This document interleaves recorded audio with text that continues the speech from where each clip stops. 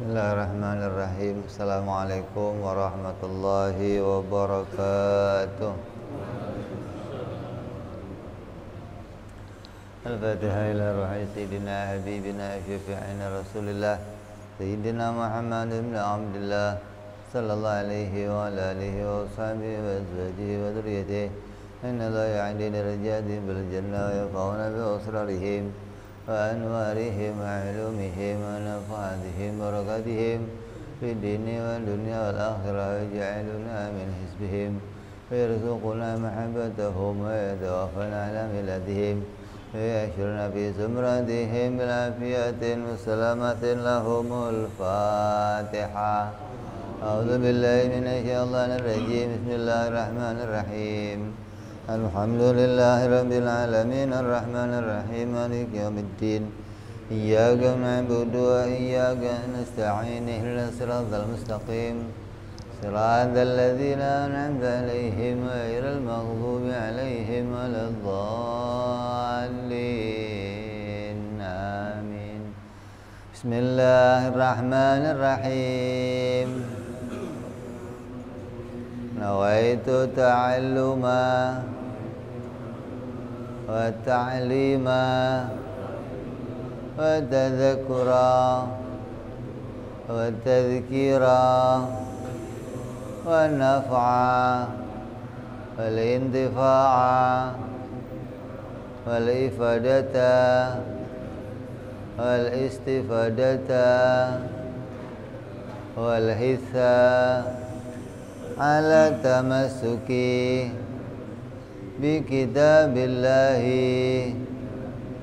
سنة رسول الله صلى الله عليه وسلم والدعاء إلى الهدى والدلالة على الخير ابتغاء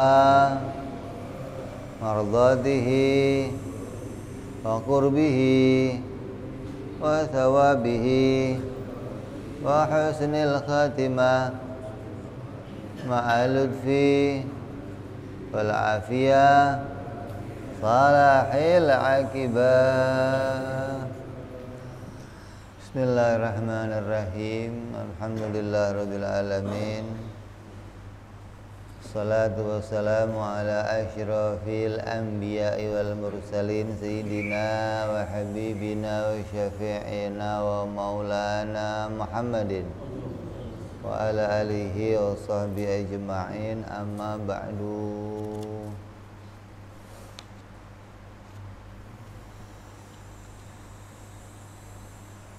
Qala musanniful kitab rahimahullah nafa'ana bihi wa bi'ulumihi fid dharain. Allahumma aftah qulubana futuhal arifin wa bihidmatika wa ansur alaina birahmatika ya arhamar rahimin.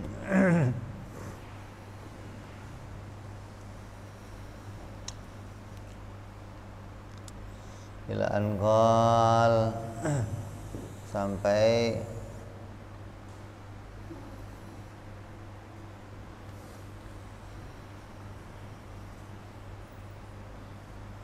penjelasan tentang lafaz dua kalimat syahadat.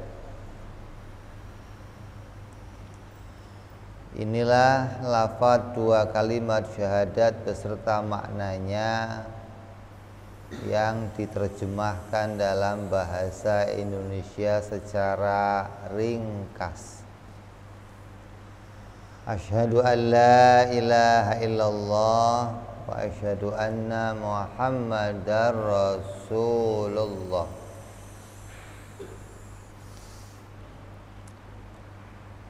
Artinya saya bersaksi. Asyhadu artinya apa? Saya bersaksi.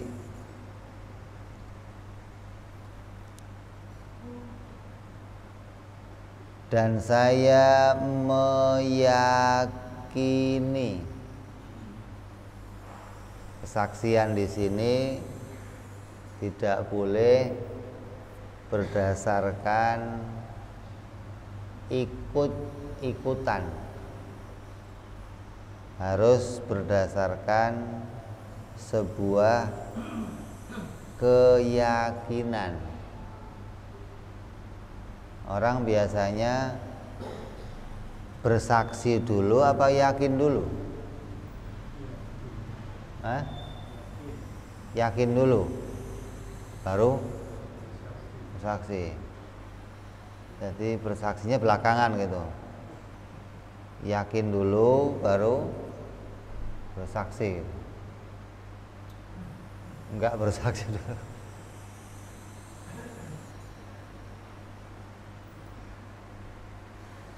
Padahal yakin itu maknanya bagaimana perintah awwalu wajibin alal insan ma'rifatul ilahi bistiqon.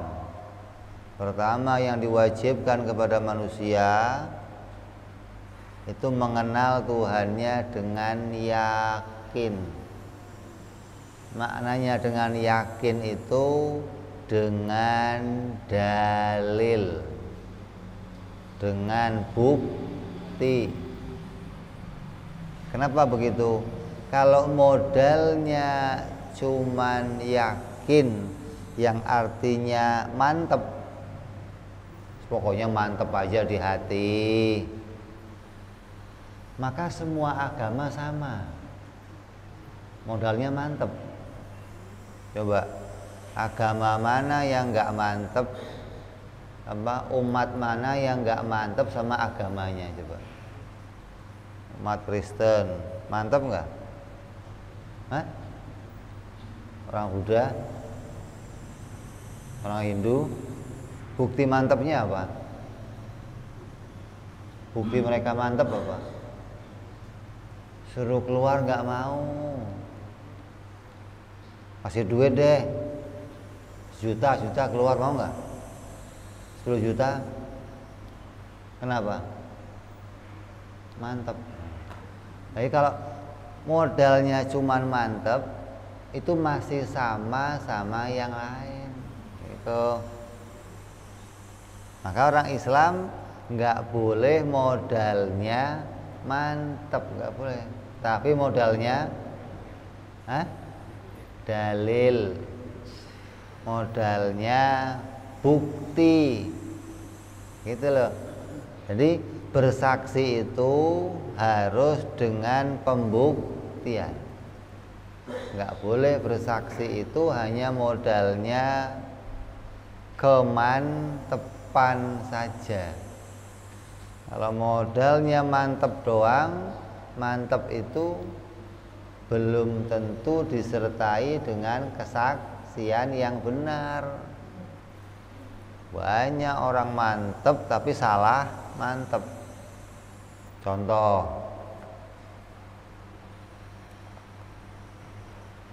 ada anak kecil mantep, yakin dia kalau kuburan ada setannya. Ya, itu yakin. Kalau asal dibawa ke kuburan ada. Kalau ditinggal malam-malam sendirian, nangis dia. Kenapa? Yakin mantep saya akan digoda sama. Itu yakin yang benar apa yakin yang salah? Salah. Jadi modalnya yakin itu, yang dimaksud yakin itu bukan cuma mantep gitu loh, tapi harus punya bukti. Lah, Allah memberikan manusia apa? Akal. Dengan akal ini kita bisa mencari bukti Tuhan yang sebenarnya yang harus saya saksikan itu yang mana. Makanya saya bersaksi dan saya meyakini, mana saya bersaksi dan saya punya bukti gitu bahwa sesungguhnya zat yang berhak disembah dengan yang sebenar-benarnya itu hanya Allah. Saya bersaksi dengan sebuah bukti bahwa yang sebenar-benarnya Tuhan yang berhak disembah itu hanyalah Allah. Itu makna asyhadu alla ilaha illallah. Kalau mau kita artikan secara bahasa harus begitu. Bukan cuma aku bersaksi aja, tapi aku bersaksi dan aku meyakini, maknanya aku punya bukti bahwa Tuhan yang sebenar-benarnya yang berhak untuk disembah itu hanyalah Allah. Kenapa? Karena Tuhan itu artinya apa? Tuhan itu pengertiannya apa? Tuhan mengerti apa? Apa pengertiannya? Sesuatu yang berhak disembah, gitu. Asyhadu alla ilaha illallah. Aku bersaksi tidak ada Tuhan. Maknanya aku bersaksi tidak ada yang berhak untuk disembah kecuali Allah. Sesuatu yang berhak disembah. Itu pengertian menurut syariat. Kasih itu kurung. Nah, menurut syariat. Jadi makna syar'i. Makna menurut istilah syar'i. Apa sih Tuhan itu? Dan ini diartikan oleh semua agama. Kalau dia nyembah pohon, kalau dia mengakui pohon sebagai Tuhan, berarti pohon akan disembah. Kalau dia ngomong batu itu Tuhan, berarti batu akan disembah. Kalau dia ngomong matahari Tuhan, berarti matahari akan karena yang namanya Tuhan itu zat yang berhak untuk disembah, namanya Tuhan menurut semua agama. Adapun menurut akal bahwanya Tuhan adalah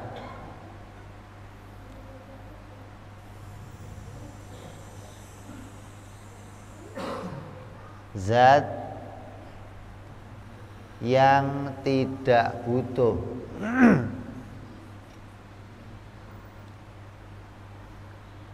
pada segala sesuatu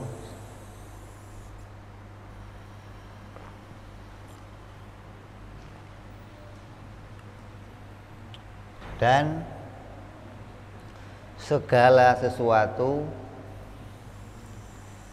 butuh kepada Dia.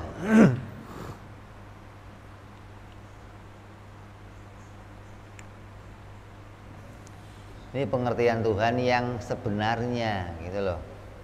Jadi kalau ditanya Tuhan itu zat yang berhak disembah, lah yang berhak disembah yang kayak apa, gitu kan, masih muncul pertanyaan lagi tuh, belum selesai.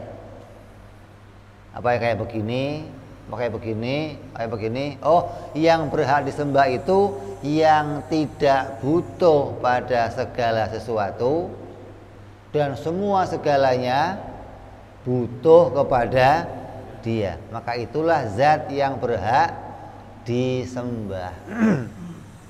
Jadi pengertian Tuhan yang sebenarnya itu adalah zat yang tidak membutuhkan segala sesuatu. Kalau dalam artikan dalam Al-Quran disebut namanya Ghaniyul Mutlaq.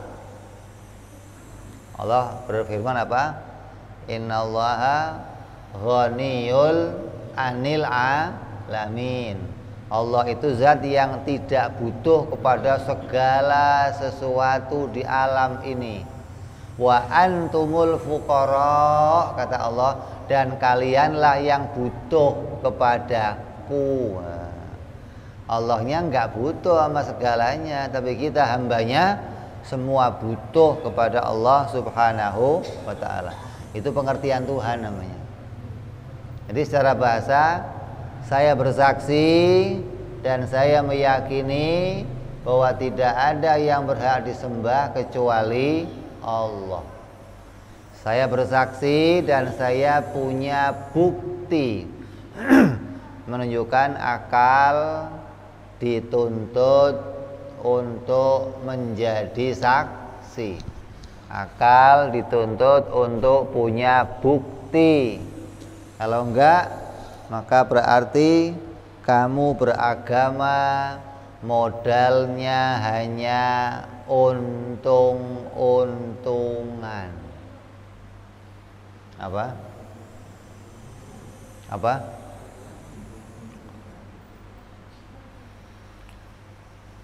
Untung-untungan itu untung beneran apa bukan? Rumahan. Mobil beneran bukan? Bukan. Kalau untung-untungan, untung beneran bukan? Bukan. Saya mau nanya, kamu jadi orang Jawa milih nggak dulu? Enggak. Ente jadi milih apa enggak? Enggak. Berarti untungan.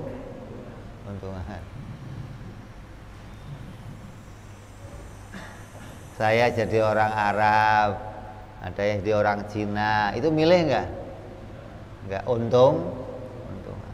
Lah kamu jadi orang Islam kenapa?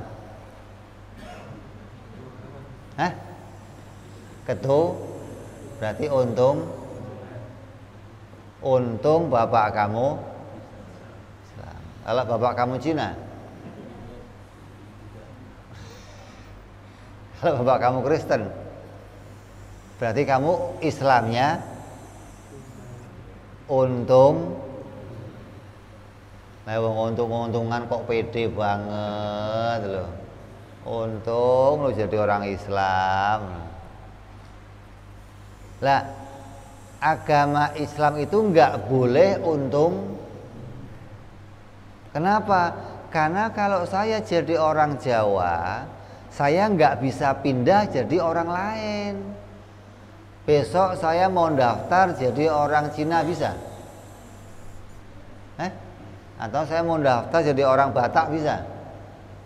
Ya nggak bisa, wong Jawa ya Jawa aja sampai mati, nggak ganti-ganti lagi. Tapi kalau Islam bisa pindah. Sekarang saya Islam, besok lo mau agamanya apa kayak besok terserah lo. Lusa ganti lagi bisa. Berarti agama itu sebuah pilihan, gitu mestinya.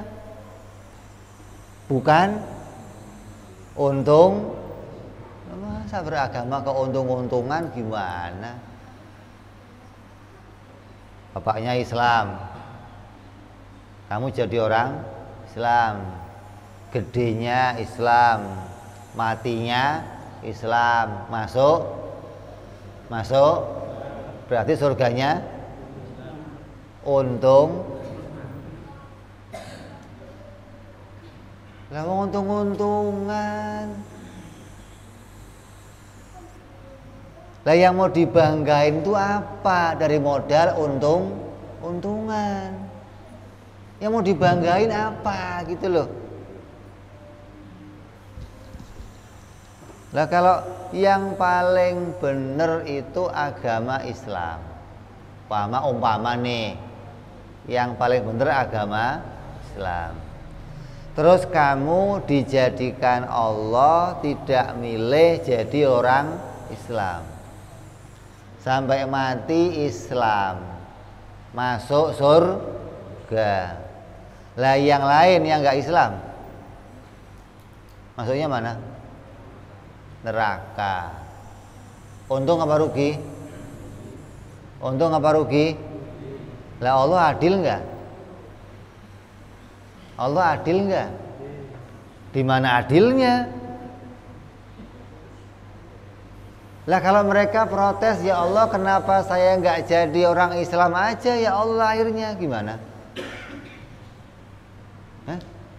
Kenapa saya lahir jadi orang Kristen? Kenapa saya lahir jadi orang Buddha ya Allah? Kenapa saya lahir jadi orang Yahudi, Nasrani? Kenapa saya lahir nggak jadi orang Islam? untungan jamaah Masjid Al-Alim dong, ya Allah, lahir jadi orang Islam, bisa masuk surga. Lah kenapa saya lahir nggak jadi orang Islam? Bisa nggak Allah diprotes kira-kira? Kalau Allah bisa diprotes, berarti Allah nggak adil. Yang namanya adil itu apa? Adil itu apa?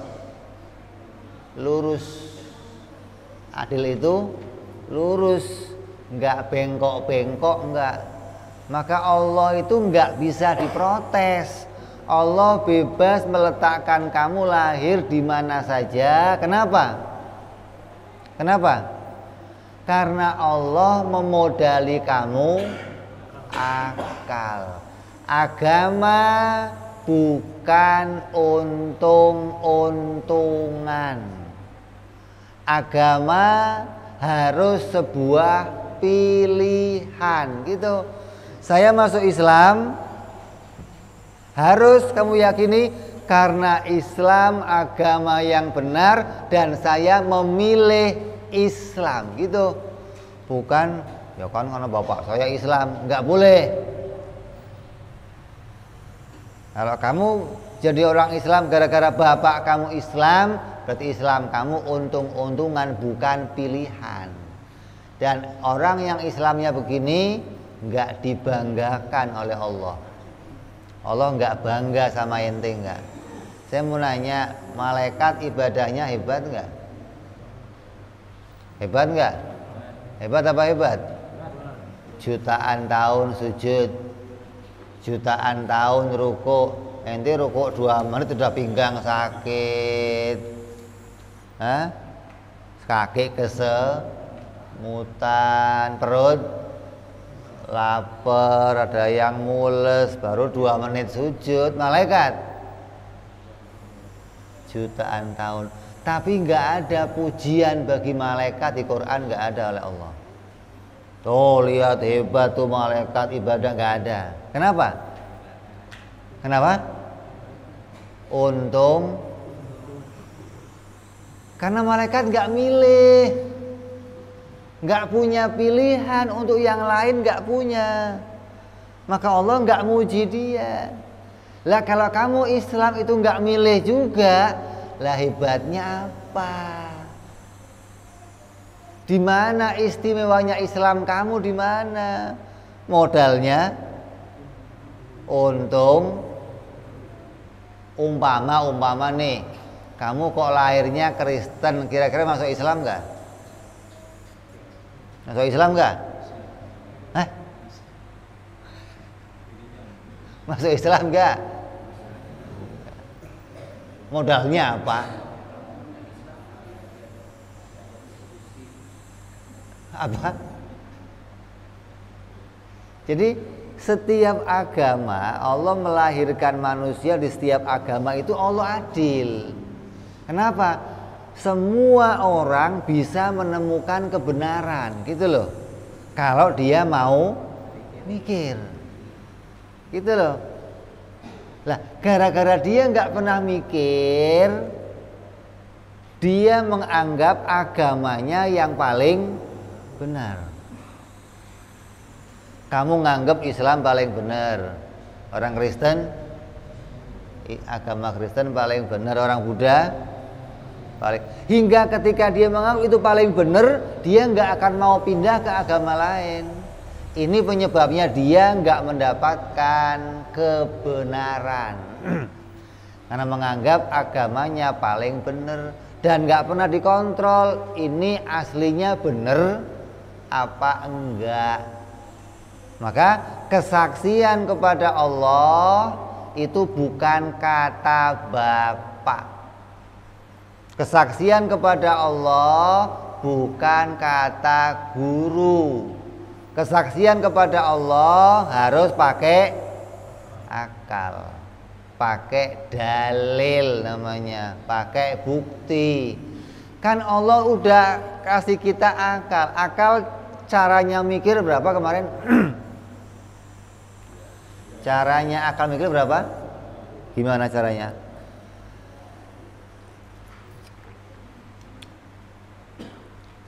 Akal caranya mikir dua. Gimana?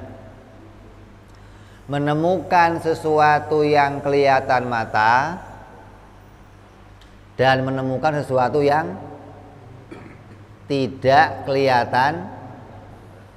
Ya, yang kelihatan mata buktinya apa contohnya? Ini kipas angin, ini meja, ini mic, ini kacamata. Perlu dibuktikan nggak? Perlu bukti nggak? Kenapa? Kelihatan mata. Akal jadi alat kita untuk menemukan sesuatu. Yang pertama, akal nggak butuh membuktikan. Kenapa? Karena yang mau kita temukan kelihatan mata. Ini tempe, ini tahu, ini gorengan, ini nasi uduk. Perlu bukti? Hah? Perlu nggak? Ini lontong sayur. Perlu bukti nggak? Lapar ya. Lah kalau ini lontong sayur, buktinya apa? Kan bingung, kok buktinya apa? Wong kelihatan kok minta bukti. Yang kedua, akal mikir sesuatu yang tidak kelihatan. Apa contohnya? Keberadaan Allah. Kelihatan nggak Allah? Kelihatan nggak? Tapi kamu di sini disuruh saya bersaksi. Pakai apa bersaksinya? Pakai apa? Hati. Berarti hati itu maknanya dengan mata hati. Yang dilihat hati apa? Ilmu. Dari mana hati diisi ilmu? Berpikir. Kalau akal kamu nggak berpikir, maka kamu nggak bisa mengisi hati kamu dengan sesuatu. Dengan itulah kamu menyaksikan keberadaannya Allah Subhanahu wa ta'ala. Sebenarnya kamu ini pinter-pinter, tiap hari juga bisa mikir. Malam tidur, ya, pagi-pagi bangun, tanah basah, genteng basah, pohon basah, semua basah. Yang kamu pikir apa? Semalam itu pinter kamu. Berarti bisa mikir kamu. Berarti akal kita itu tiap hari bisa mikir. Cuman yang dipikirin bukan Allah, gitu loh. Yang dipikirin selainnya. Akal bisa mikir sesuatu yang nggak kelihatan, bisa kita yakini 100% dia ada, walaupun mata kita nggak melihat. Hujannya nggak lihat, tapi yakin semalam, padahal nggak ngelihat. Kenapa? Akal bisa membuktikannya. Mana buktinya? Tuh ada basah, tuh ada. Kamu punya rumah, kamu pulang kerja, rumah kamu angus semua. Yang kamu pikir apa? Perlu nggak lihat apinya? Perlu nggak? Perlu. Apinya mana kok kebakaran? Ya udah angus begitu, lo perlu lihat api bagaimana? Berarti akal kamu bisa mikir, walaupun nggak melihat sesuatu, nggak kelihatan mata, tapi bisa itu namanya akal kamu mikir berarti. Cuman yang dipikir kok selainnya Allah, bukan mikir adanya ini yang bermasalah, gitu loh. Harusnya semua akal sedunia, akal siapa saja bisa mikir keberadaannya Allah. Maka di sini Allah disebut adil. Nggak bisa kamu protes mau lahir bapaknya Buddha, Kristen, Hindu, Yahudi, Nasrani, Islam. Kamu nggak bisa protes sama Allah karena Allah ngasih kamu alat untuk berpikir. alat untuk menemukan sesuatu. Cuman yang kamu temukan kebanyakan urusannya apa? Indomie goreng, Indomie telur, urusannya urusan cuan, dipikir gimana dapatnya, dipikir ya teh. Kalau urusan Allah alah pusing mikirnya, padahal kamu sudah pinter bisa mikir loh, nggak perlu ngelihat sesuatu, punya bukti bisa menemukan keberadaannya. Kamu punya motor, kamu pulang ke rumah nih, kuncinya ada, surat-suratnya ada, BPKB ada, STNK ada, tapi motornya nggak ada. Kemana? Kemana? Kemana? Hilang. Kuncinya ada, STNK ada, BPKB, motornya kemana berarti? Untuk mengatakan motor saya hilang, perlu lihat malingnya enggak? Itu bisa mikir kamu berarti. Enggak perlu kan lihat orang yang nyolong, oh motor saya dimaling, ya digebukin maling kalau begitu mah. Enggak jadi maling namanya. Dengan kamu bisa tahu tadinya enggak ada, terus berubah jadi ada, pasti ada yang bikin. Tadinya motor saya ada, sekarang jadi nggak ada, juga pasti ada yang. Ini kamu bisa mikir namanya.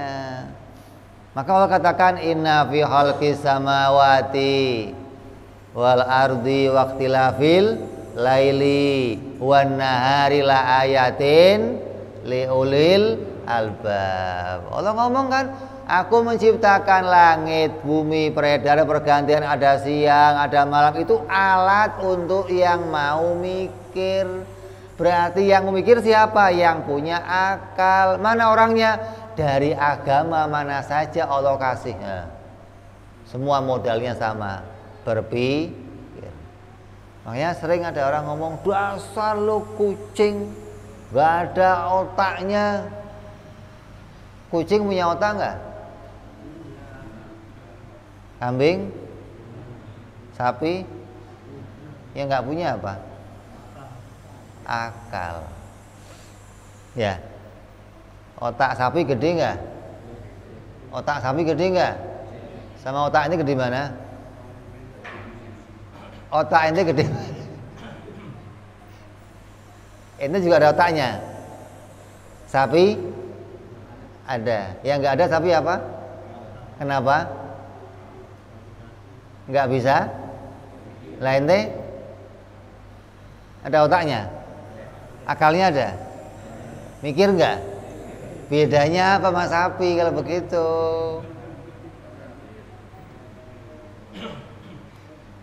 Gitu loh. Jadi sebenarnya kamu itu bisa mikir, cuman yang dipikir selain Allah, gitu loh. Padahal perintahnya di Quran, afala tadzakarun, afala tafakkarun, afala tubsirun, afala ta'lamun, afala. Allah perintah hampir 300 ayat lebih nyuruh kamu mikir. Tentang apa? Keberadaannya Allah Subhanahu wa taala. Ini namanya bersaksi, gitu loh. Aku bersaksi dan aku punya bukti kalau Allah betul-betul Tuhan. Apa yang kita saksikan tentang Allah? Nah, mulai nih.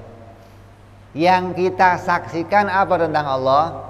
Yang pertama, bahwa yang aku saksikan adalah Dia yang wajib disembah itu zat yang wajib adanya. Apa? Yang wajib adanya. Wajib adanya itu bagaimana? Enggak pernah didahului tiada dan enggak akan diakhiri oleh tiada. Kalau kita dulu tiada, sekarang nanti berarti adanya kadang-kadang ada, kadang-kadang dulu kan nggak ada, sekarang nanti berarti adanya kadang-kadang. Namanya jaizul wujud, bukan wajibul. Kalau Allah yang bikin saya harus wajibul yang selalu ada gitu. Dulu ada, sekarang ada, nanti juga. Itu namanya wajibul wujud. Yang bikin saya bersaksi Tuhan yang saya sembah pasti dia wajibul wujud, walaupun saya nggak pernah lihat pakai mata saya. Saya bisa berpikir, kenapa? Kalau Tuhan yang bikin saya, yang menciptakan saya dulu pernah nggak ada, terus jadi ada, terus dia bikin saya. Pertanyaannya, lah yang bikin dia siapa?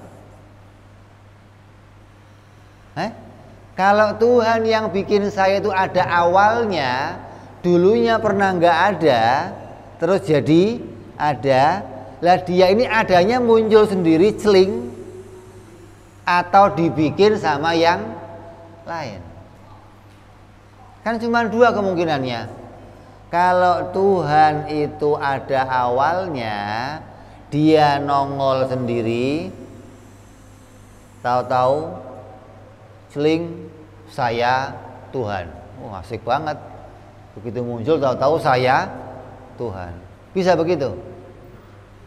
Atau dia dibikin oleh Tuhan sebelumnya. Ada Tuhan, dibikin Tuhan. Terus dibikin Tuhan lagi. Terus dibikin, nah kapan habisnya kalau begitu? Maka dua kemungkinan ini akal menolaknya nggak mungkin. Yang bikin saya nggak mungkin nongol sendiri dan nggak mungkin diciptakan sama yang lain. Yang bikin saya harus memang dia asli sudah ada. Namanya apa? Wajibul wujud. Nah, itu akal mikir namanya. Mikir apa mikir? Mikir apa mikir? Mikir yang begitu, mikir yang kayak tadi nih, cuman begitu doang. Kata Nabi, tafakkaru sa'atan khairun min ibadatin sab'ina sanah. Mikir yang kayak tadi sejenak tadi itu lebih baik dari kamu ibadah 70 tahun. Kenapa? Dengan mikir yang sebentar tadi kamu punya kemantapan, punya keyakinan tentang Allah, dan Allah berikan kamu pahala kayak kamu ibadah tanpa mikir 70.000 tahun. Bukan 70 tahun, 70 pernah kamu mau ibadah sujud siang malam 70 tahun bisa kamu? Ini mikir berapa menit doang, Allah kasih kamu pahala seperti mikir 70 tahun.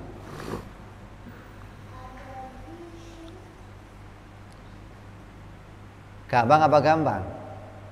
Gampang. Cuman kamunya aja yang nggak mau. Padahal bisa mikir, bisa nemu sesuatu. Cuma yang ditemu selainnya Allah. Yang ngurusin mikir ini. Mikir apa? Ada aja yang dipikirin Allah, alah bodo amat lah. Ya Allah. Terus saya bersaksi yang menciptakan saya wajibul wujud. Dia tidak ada awalnya dan dia tidak ada akhirnya. Gitu. Terus nih tiga ini lanjut sampai dia beda dengan makhluknya. Dia wajib esa, wajib kuasa, sampai 20 sifat. Itulah yang namanya bersaksi. Jadi asyhadu, saya bersaksi. Kalau ditanya menyaksikan apa? Menyaksikan sifat-sifat ketuhanannya Allah. Ada berapa sifat ketuhanannya Allah? Ada 2. Inilah yang disaksikan oleh akal manusia. Kenapa kok cuman 20? Kenapa kok cuman? Emang sifat Allah cuman 20, Beb? Oh enggak. Sifat Allah enggak terbatas. Tapi dengan 20 itu kita udah bisa membedakan mana yang Tuhan, mana yang bukan Tuhan. Cukup gitu loh. Fungsinya apa? Bisa membedakan, bisa jadi saksi. Saya yang nyaksi ini yang Tuhan, ini bukan Tuhan. Dengan apa? Menyaksikan 20 sifat yang ada pada Allah. Nyaksiinnya pakai apa? Berpikir. Walaupun hati yang bersaksi, hati modalnya dari akal, bukan untungan, bukan katanya bapak, bukan katanya pak guru, bukan. Tapi kamu bisa berpikir. Saya mau nanya, 2 tambah 2 jumlahnya berapa? Berapa? Kalau saya ngomong 5 gimana?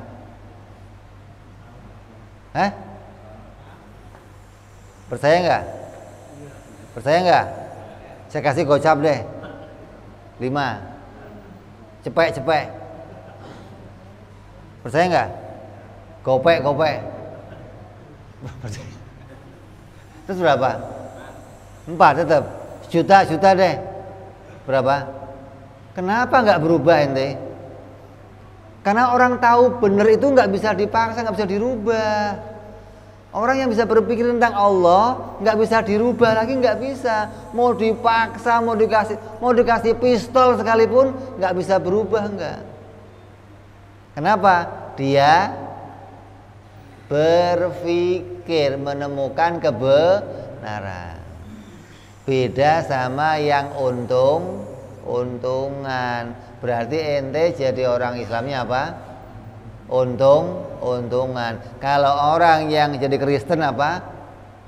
Rugi beneran, bukan rugi-rugian.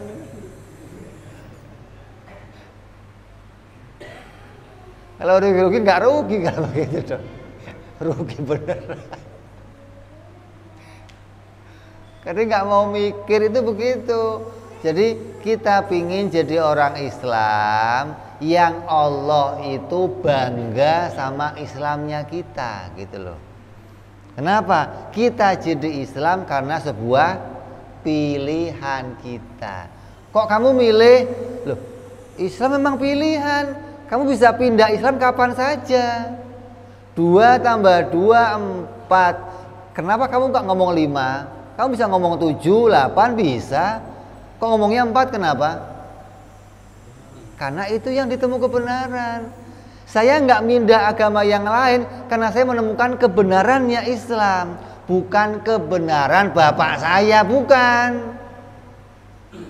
Bapak kamu mau Cina, mau Konghucu, mau iblis, kalian biar nggak apa-apa.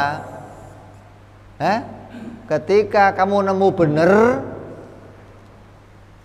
maka kamu nggak akan ikut lagi katanya orang lain. Mau dikasih berapa aja nggak urusan. Jadi kamu hari ini jadi Islam kenapa? Karena pilihan saya. Karena saya bersaksi Allah sebagai Tuhan. Karena saya bersaksi agama Islam agama yang benar gitu. Maka saya memilih agama Islam. Bukan ketu, bukan KT, bukan untung. Maka ketika kamu jadi orang beragama begitu, di akhirat Allah bangga sama keislaman kamu. Nih baru orang Islam. Kenapa? Mikir, ngerti benernya agama, bukan untungan. Masuk surga dodonya busung. Kenapa? Kan saya masuk surga ya Allah. Lalu modal apa masuk surga?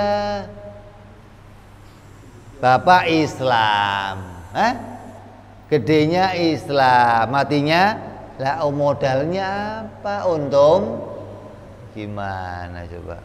Nggak pernah mau mikir. Ketika kamu mau mikir, maka ini namanya pilihan. Ketika berada pada pilihan, kamu nggak bisa lagi diajak memilih yang lain. Kenapa? Karena ini sudah kamu temukan dengan ilmu. Allah mengatakan nanti orang ahli neraka dikutip dalam Al-Quran mengatakan apa? Lau kunna nasma'u wa naqilu ma kunna fi ashabis sa'ir.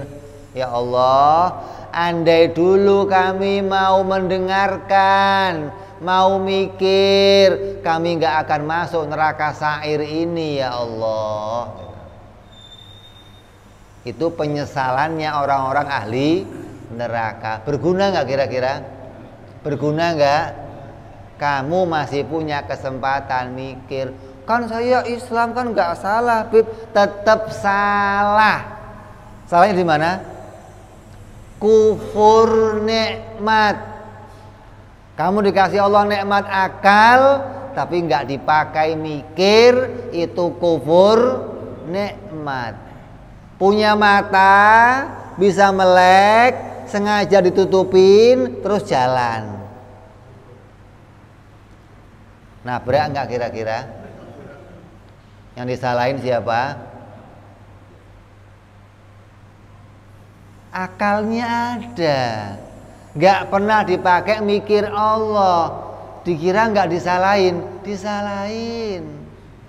Mana salahnya? Kamu ingkar kenikmatan yang Allah kasih, nggak menggunakan fasilitas yang Allah berikan. Kamu pakai untuk mikir selain Allah, enggak kamu pikir untuk mikir keberadaannya Allah Subhanahu wa ta'ala. Kamu malah tentang keberadaan Allah, yang penting apa kata bapak saya lah. Bapak saya ngomong apa, saya ikut aja dah. Namanya agama kamu fanatik. Apa? Fanatik itu apa? Ikut percaya katanya orang lain. Kalau udah dia yang ngomong, percaya. Yang lain saya nggak mau dengerin. Itu namanya fanatik. Orang Kristen kok fanatik, Buddha fanatik, Hindu fanatik, nggak bakal nemu bener, nggak bakal sampai mati nggak bakal bener. Modalnya nemu bener apa? Objektif. Nggak boleh fanatik, nggak boleh. Objektif itu yang ngomong siapa aja terima. Bener nggak ya? Bener nggak ya? Bener nggak ya? Dipikir. Itu namanya objektif namanya. Kalau sudah, kalau nggak dia yang ngomong, gua nggak mau denger, itu fanatik. Dan orang yang fanatik nggak bakal menemukan kebenaran. Ya, jadi hari ini kita belajar tentang pengertian secara ringkas dulu nih. Apa sih pengertiannya asyhadu alla ilaha illallah? Pengertiannya apa? Aku bersaksi dengan sebuah bukti bukti bahwa tidak ada yang berhak disembah dengan benar kecuali Allah. Kenapa? Karena Allah wajib adanya, wajib kidamnya, wajib bakoknya, sampai 20 sifat. Itu sebabnya kenapa saya nyembah Allah gitu. Kalau nggak punya sebab ini, berarti syahadat kamu ikutan, Islam kamu untungan.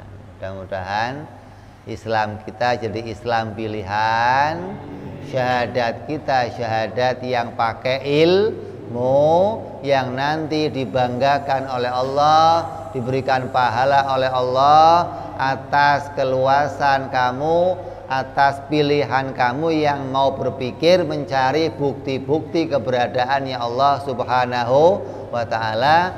Dan mudah-mudahan iman kita dikuatkan oleh Allah, dikokohkan oleh Allah sampai hari kematian kita mati dalam keadaan husnul khotimah. Amin ya rabbal. Barangkali ada yang mau bertanya.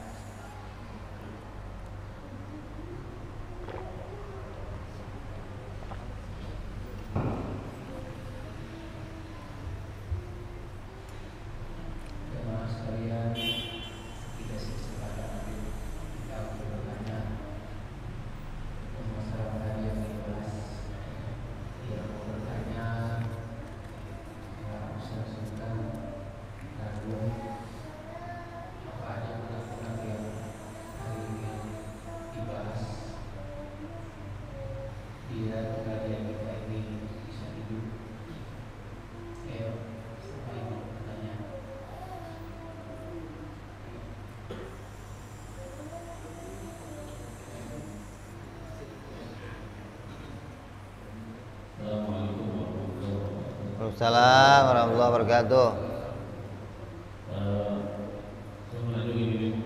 Habib telah menyampaikan bagaimana Islam kita itu supaya diakui oleh Allah Subhanahu wa taala, lalu menurut ulama. Jadi ada orang yang ulama juga mengatakan ketika orang sudah menyebut kalimat asyhadu an la ilaha illallah wa asyhadu anna muhammadar rasulullah, bahwa dia sudah bersaksi kepada Allah dan dia sudah bersaksi kepada Nabi Muhammad SAW,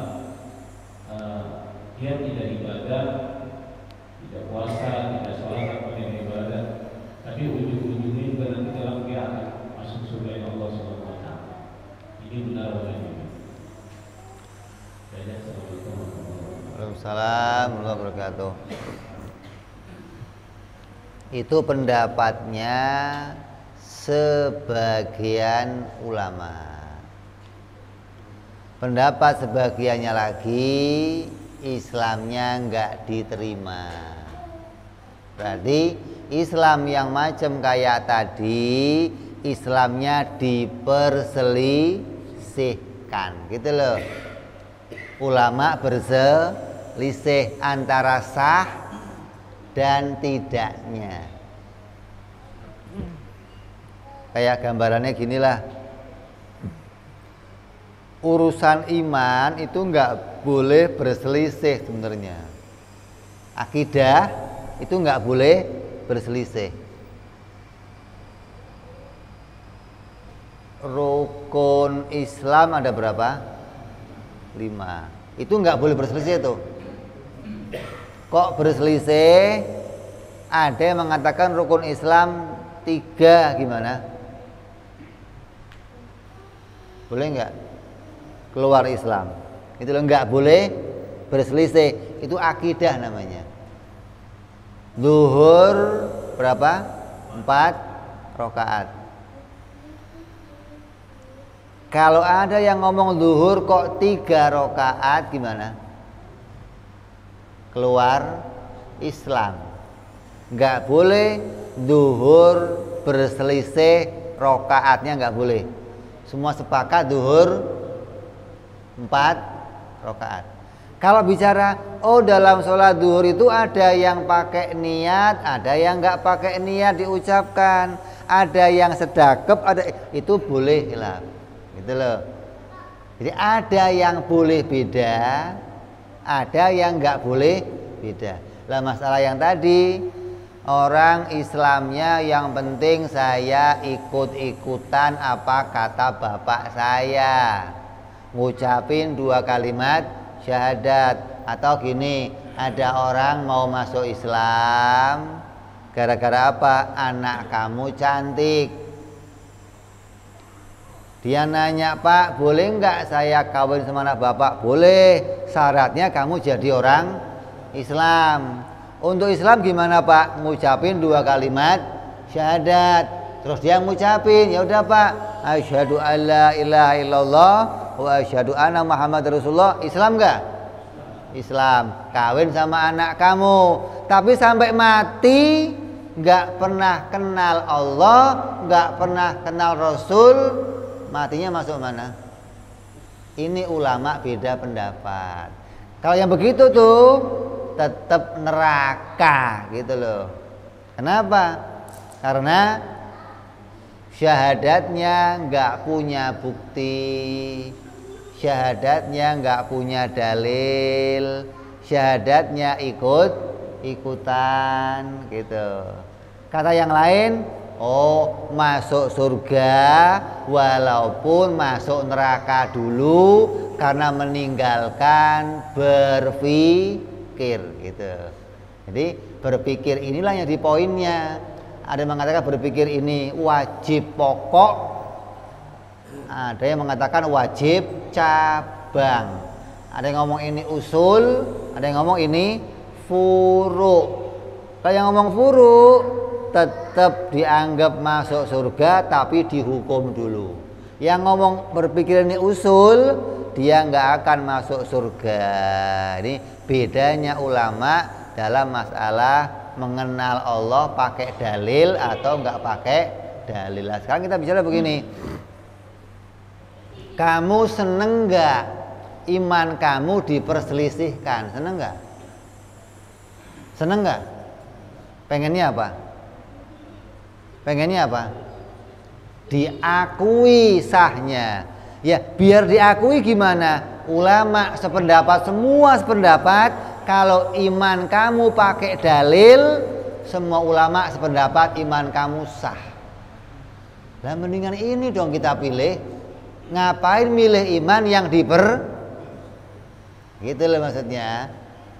Jadi kalau kamu otaknya ada, akalnya juga ada, nggak otak doang yang gede, mestinya milih yang paling aman mana untuk saya, gitu loh. Yang aman, beragama sambil itu yang paling aman. Kenapa? Ulama semua sepakat imannya sah.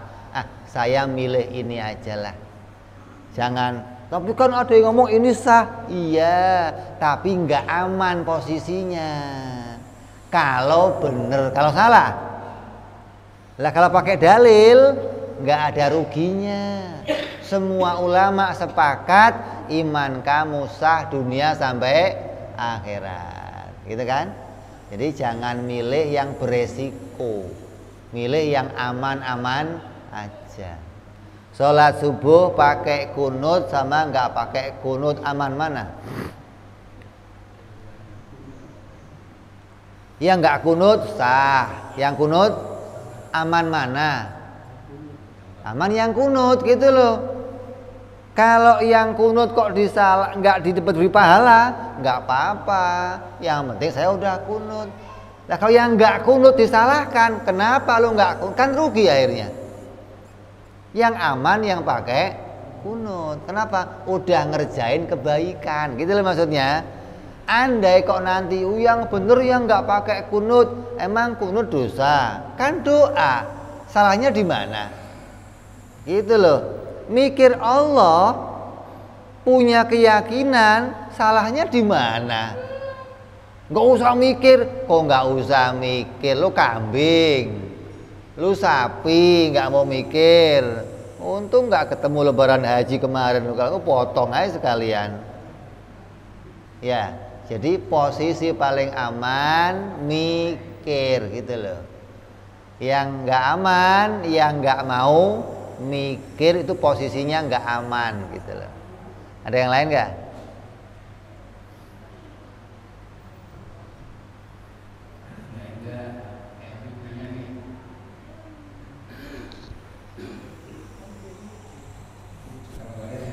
Iya udah, dia aja yang.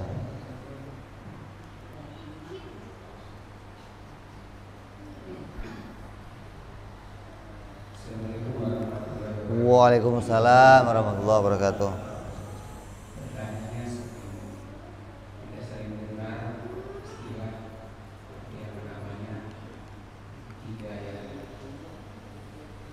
Hidayah yang harus kita syukuri dari hidayah Islam, hidayah iman. Apakah orang-orang yang berpikir tentang keimanan, tentang Islam itu orang-orang yang mendapatkan hidayah, atau sebaliknya kita berpikir dulu pakai akal kita, baru kita mendapat hidayah. Terus pertanyaan yang kedua, ini yang berkenaan dengan keulamaan akhir-akhir ini. Ada ulama yang sedikit pendakwahnya santun, tapi ada juga ulama yang cara pendakwahnya keras. Katanya ulama itu pewaris para nabi. Apakah pewaris para nabi itu diambil dari Nabi Muhammad aja, atau dari nabi-nabi sebelumnya? Jadi kan hari ini kita sudah menjumpai kan ulama yang santun, tapi juga ada yang keras. Ngambilnya dari mana? Dari Nabi kita Muhammad aja, atau dari nabi-nabi yang lain? Terima kasih. Assalamualaikum warahmatullahi wabarakatuh. Yang pertama apa? Hidayah. Hidayah itu kayak matahari. Semua manusia bisa menemukannya. Hidayah itu kayak oksigen. Semua manusia bisa menghirupnya. Semua manusia. Jadi bukan Allah milih-milih, ini dikasih, ini enggak adil dong Allah. Allah adil. Semua dikasih oleh Allah. Hanya dianya yang mau menghirup atau enggak gitu loh. Ada yang ditutupin, ada yang ini nikmat gitu loh. Lah, menghirupnya itu namanya taufik, pertolongan Allah, diberikan jalan yang mudah oleh Allah. Jadi semua dikasih sama Allah. Tidak akan seseorang itu mati kecuali dia membuktikan keberadaannya Allah. Gak akan seseorang mati. Sampai nanti di akhirat dia nggak bisa nuntut sama Allah. Kenapa? Kamu udah kau kasih bukti loh. Kamu udah saya tunjukin ini ente. Udah saya kasih ini ente. Enggak. Iya ya Allah, saya yang salah, saya yang nolak petunjuk dari Engkau. Gitu loh. Nyambung. Jadi bukan mikir dulu atau enggak, untuk semua dikasih gratis.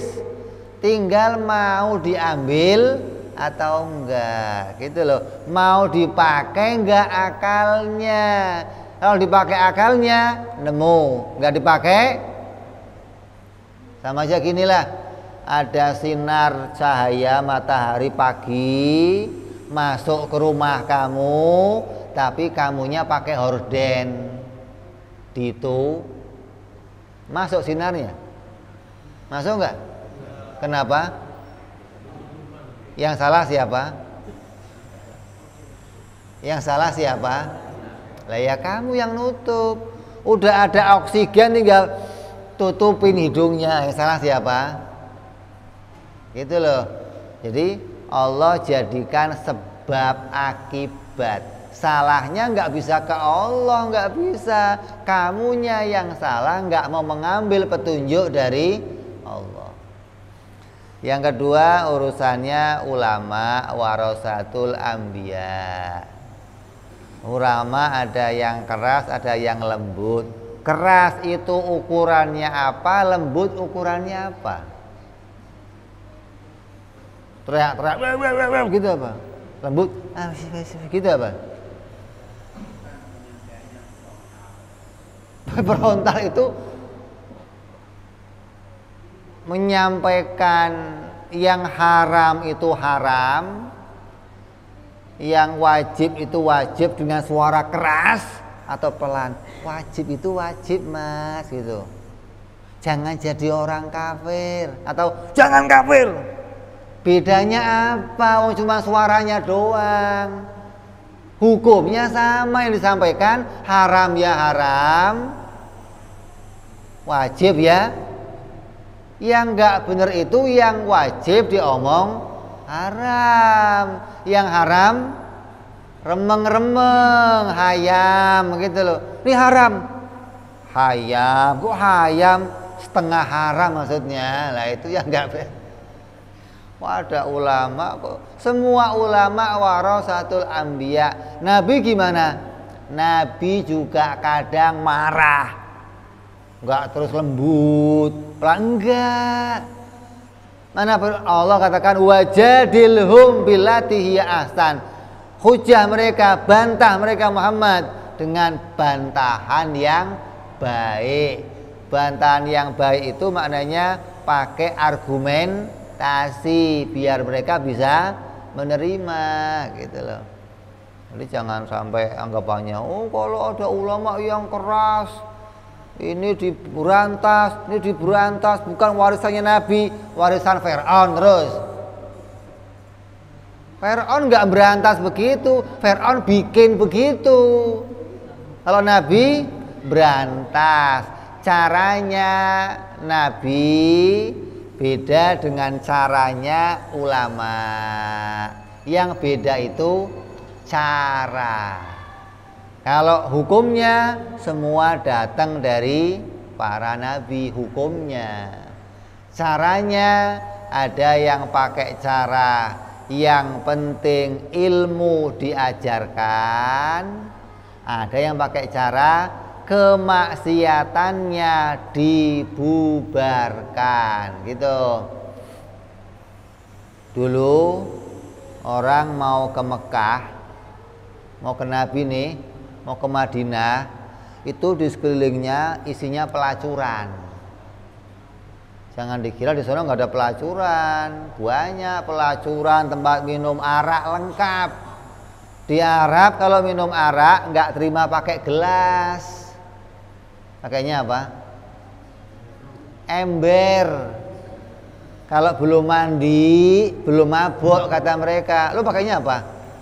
Gelas kecil itu mah, cekeremin itu mah. Baru gelas. Di sono pakainya ember. Kalau belum mandi, belum mabuk kata mereka. Sama Nabi nggak dibubarkan. Orangnya dikasih ilmu, laki-lakinya datang nggak mampir, pulang nggak mampir, lama-lama sepi. Terus tutup gara-gara sepi, nggak ada pelanggannya. Di sini ada sepinya nggak? Ada sepinya nggak di sini? Saya bilang ramai terus. Lah kiai yang ngajarin ada. Orangnya nggak mau diajarkan. Ketika sudah beda situasinya, berarti harus dibubarkan memang, gitu loh. Ini ulama yang ambil inisiatif. Kalau mereka yang mau diajarkan, ini jelek, jangan ke sono, ini yang baik, nanti akan tutup dengan sendirinya, tapi nggak tutup-tutup. Kenapa? Merekanya nggak pada mau ngaji, datang cari ilmu nggak mau, berarti mengganggu, harus ditutup begitu. Jadi ada ulama yang milih nutup itu, ada yang milih ngajarin ilmu. Tinggal kamu pakai cara yang mana, ngajar ilmu atau nutup. Tujuannya sama. Ketika di tempat kamu nggak ada kemaksiatan, azab Allah jauh dari situ, siksa Allah jauh dari situ. Kalau ada kemaksiatan, azab yang datang, orang alim ya kena, orang maksiat kena, orang yang dosa kena, yang nggak dosa. Ulama milih jangan sampai terjadi, singkirin aja nih, jauhin. Mau buka tempat yang jauh, jangan di sini. Itu pilihannya ulama. Jadi pilihannya dua. Yang bubarin dianggap aliran keras, yang nggak bubarin aliran lemah lembut gitu. Jelas? Ada yang lain? Ya, kalau ente milihnya yang lemah lembut, barangkali seneng sama yang bahenol lewat lagi ya, masya Allah, istighfar, astagfirullah, pahala terus memang sih, pahala istighfar maksudnya.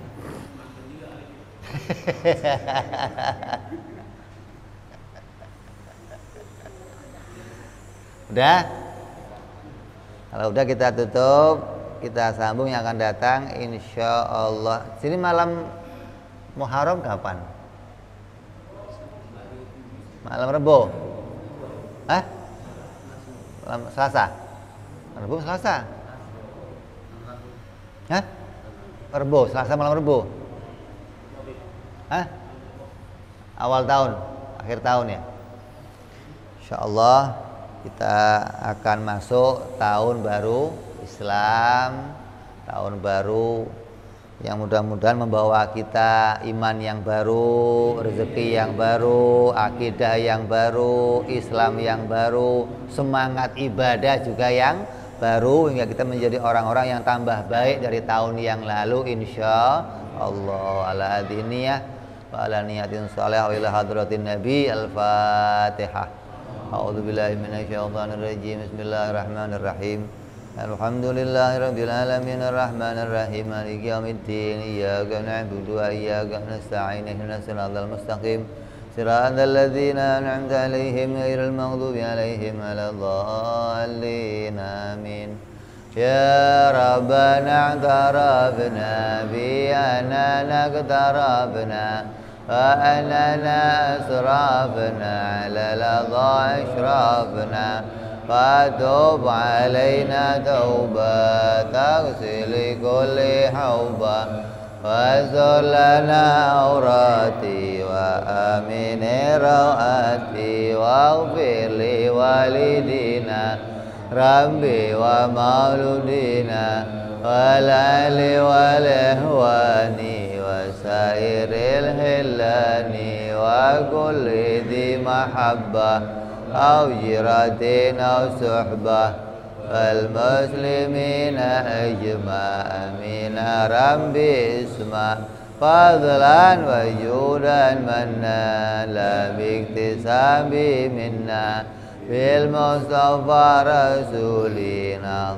بكل سولي صلى وسلم ربي عليه عند الحبي وآله وصحبه عدد تعزي صحبي والحمد لله في البدء سبحان ربك رب العزة عما يصفون والسلام على المرسلين والحمد لله رب العالمين. Assalamualaikum warahmatullahi wabarakatuh.